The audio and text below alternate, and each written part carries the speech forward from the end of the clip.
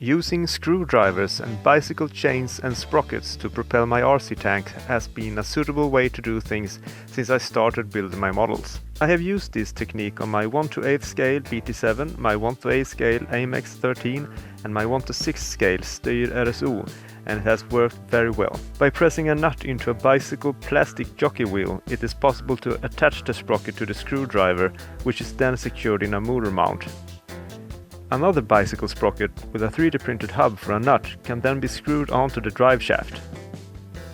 A bicycle chain is then used to connect the motor with the drive shaft. Simple and cheap, and it works. At least, it works as long as the models aren't too heavy, that is. On my latest model, the Swedish M39, I used the same type of driveline, 12-volt screwdriver with a bicycle chain and sprockets. But I soon noticed that the finished model was getting heavier than the earlier ones, and in the terrain the plastic jockey wheel had a hard time standing up to the load. Furthermore, I noticed that the screwdriver axle flexed sideways, throwing the bicycle chains off the sprocket.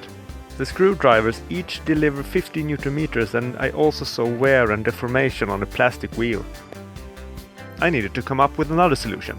So, I went down to a local machine workshop and asked them to make two 12mm axles with internal threads that matched the screwdriver axle. I then put a belt wheel and a ball bearing on the axle. I also 3D printed a shell for the screwdrivers. That gave me a custom-made motor mount that made it easier to fit in the tank. I then removed all of the old drivetrain from the tank and started from scratch. I 3D printed a mount for the ball bearings and made some brackets for the motors of aluminium. I usually try to gear my models down a bit to make them stronger and easier to drive at low speed, but due to the limited space in front of the tank, I had to go with a 1:1 drive ratio. Everything seemed to work fine.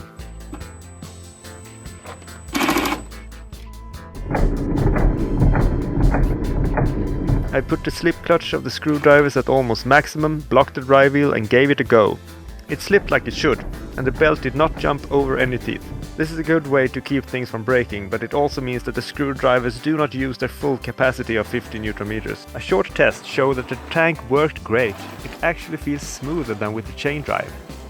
However, I needed a way to tension the belt, so I came up with this solution. It's a 3D printed roll with ball bearings attached to an adjustable arm. When turning the screw, the tension increases on the belt.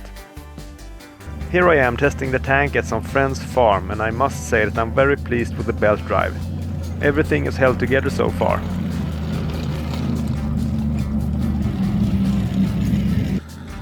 Tank is pretty fast, but I don't think it looks unrealistic when it rolls like a boat on the ocean, pretty much like the real thing.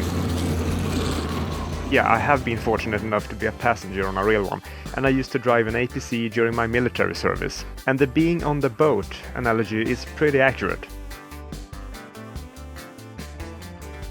That's all for today. Hope you enjoyed it and that you feel inspired to build something on your own. Take care.